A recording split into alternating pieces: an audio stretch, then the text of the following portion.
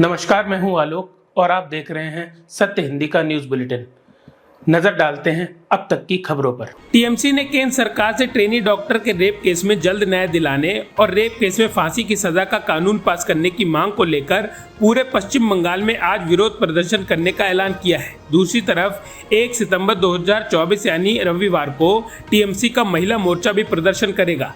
ममता बनर्जी की केंद्र सरकार से मांग है कि देश में रेप के खिलाफ सख्त कानून बने। उन्होंने कहा था कि वे विधानसभा में ऐसा कानून लाएंगी जिससे रेप केस में पीड़िता को 10 दिन में न्याय मिलेगा और अगर बिल को राजभवन में पारित नहीं किया गया तो वे वहां भी प्रदर्शन करेंगी।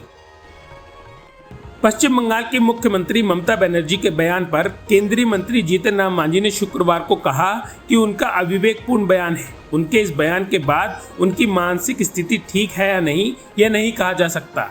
करनी उनकी है और खामियाजा जनता भुगत रही है। आगे उन्होंने कहा कि उनके अविवेकपूर्ण बात है कि उन्होंने कहा कि इसके चलते हिंदुस्तान को जला देंगी। यह तो हम कह सकते हैं कि उनकी मानसिक स्थिति ठीक नहीं है, क्योंकि ऐसा कोई नहीं बोलेगा जैसा उन्होंने कहा है। लॉ एंड ऑर्डर उनके हाथ में है, उनको संभालना चाहिए। उनसे नहीं संभल रहा है तो उनको इस्तीफा दे देना चाहिए। पीएम नरेंद्र मोदी छत्रपति शिवाजी महाराज की मूर्ति ढहने की घटना पर माफी मांगते हुए कहा कि आज मैं सिर झुकाकर अपने भगवान छत्रपति शिवाजी से माफी मांगता हूं। इस पर पलटवार करते हुए कांग्रेस नेता सुप्रिया श्रीनेत ने कहा कि पीएम मोदी जो भी माफी मांग रहे हैं वे ढोंग है। पीएम को सीएम और डिप्टी सीएम को हटा देना चाहिए। यूपी के अयोध्या में राम मंदिर की छत भी चू रही है। पीएम इस पर कब माफी मांगेंगे? वह सिर्फ वोट को ध्यान में रखकर माफी मांग रहे हैं और ढोंग कर रहे हैं। महाराष्ट्र के सिंधुदुर्ग में छत्रपति शिवाजी महाराज की मूर्ति गिरने की घटना को लेकर सियासी पारा चढ़ा हुआ है। इसी बीच मुख्यमंत्री एकनाथ शिंदे ने शुक्रवार को शिवाजी महाराज की प्रतिमा को लेकर बड़ा ऐलान किया है। उन्होंने कहा कि जल्द ही राजकोट किले में छत्रपति शिवाजी महाराज की एक भव्य प्रतिमा स्थापित की जाएगी। सीएम एकनाथ शिंदे ने कहा, छत्रपति शिवाजी महाराज एक युग पुरुष हैं। वह राज्य और राष्ट्र के गौरव हैं। राजकोट किले की घटना दुर्भाग्यपूर्ण है। महाराष्ट्र सरकार और नौसेना द्वारा जल्द ही वहां फिर से एक भव्य प्रतिमा स्थापित की जाएगी।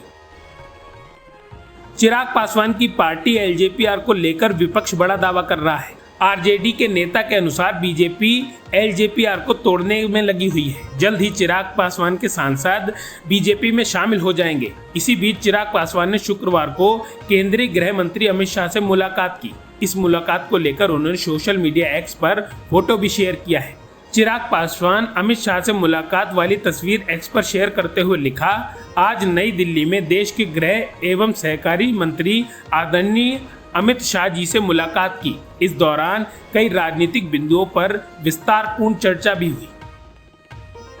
राष्ट्रीय राजधानी दिल्ली के जंतर मंतर पर 15 सितंबर को ग्रामीण क्षेत्र से जुड़ी समस्याओं के मुद्दे को लेकर 360 गांव के खाप नेताओं ने महापंचायत करने का फैसला किया है। पालम 360 खाप के प्रधान चौधरी सुरेंद्र सोलंकी ने शुक्रवार को इसकी जानकारी दी।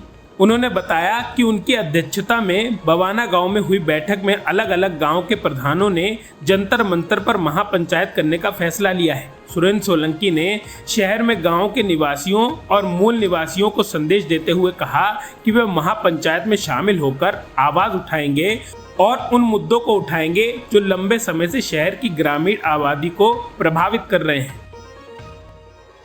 प्रधानमंत्री नरेंद्र मोदी शनिवार को वीडियो कॉन्फ्रेंसिंग के जरिए 3 नई वंदे भारत ट्रेनों को हरी झंडी दिखाएंगे। इसमें मेरठ सिटी लखनऊ, मदुरै बेंगलोर और चेन्नई नागरकोइल वंदे भारत एक्सप्रेस शामिल है। मेरठ सिटी लखनऊ वंदे भारत एक्सप्रेस मेरठ को लखनऊ से जोड़ने वाली पहली वंदे भारत एक्सप्रेस है। प्रधानमंत्री नरेंद्र मोदी शनिवार को शुरू हो रहे जिला न्यायपालिका को 2 दिवसीय राष्ट्रीय सम्मेलन का उद्घाटन करेंगे। समारोह का आयोजन सुप्रीम कोर्ट कर रहा है। शीर्ष न्यायालय की ओर से जारी एक बयान में कहा गया है कि प्रधानमंत्री सुप्रीम कोर्ट की स्थापना के 75 साल पूरे होने के उपलक्ष्य में सिक्का और डाक टिकट जारी करेंगे।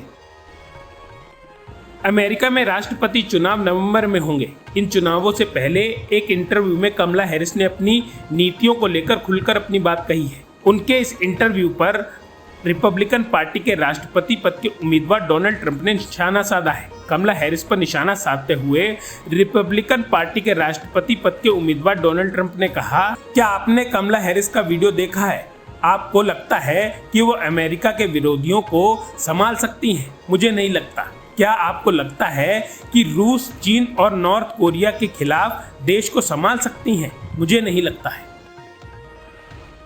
पश्चिमी इराक में इस्लामिक स्टेट पर बड़ा एक्शन हुआ है। वहां पर अमेरिका और इराक की फौज की रेड में लगभग 15 ऑपरेटिव्स को मार गिराया है। यह जानकारी शनिवार को सेंटकॉम के हवाले से न्यूज एजेंसी APF की ओर से दी गई है। रिपोर्ट के मुताबिक अमेरिका और इराक के सैनिकों ने यह कार्रवाई इराक के अनबर रेगिस्तान में की है। यह जॉइंट ऑपरेशन अमेरिका और इराक के बीच एक महत्वपूर्ण भागीदारी को दर्शाता है, क्योंकि अमेरिका सेना इराक और सीरिया में अपने क्षेत्रीय नुकसान के बाद इस्लामिक स्टेट समूह के खिलाफ लगातार प्रयास कर रही है। मौसम विभाग यानी IMD ने आज गुजरात में भारी बारिश की भविष्यवाणी की है।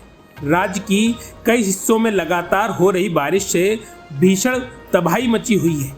कई शहरों में बाढ़ की स्थिति बन गई है। हाल के दिनों में पूर्व मध्य गुजरात में 105% से अधिक बारिश हुई है। इसी बीच चक्रवाती तूफान आसना ने डर से रेड अलर्ट जारी किया गया है। बता दें कि गुजरात में अब तक 32 लोगों से ज्यादा लोगों की मौत हो चुकी है।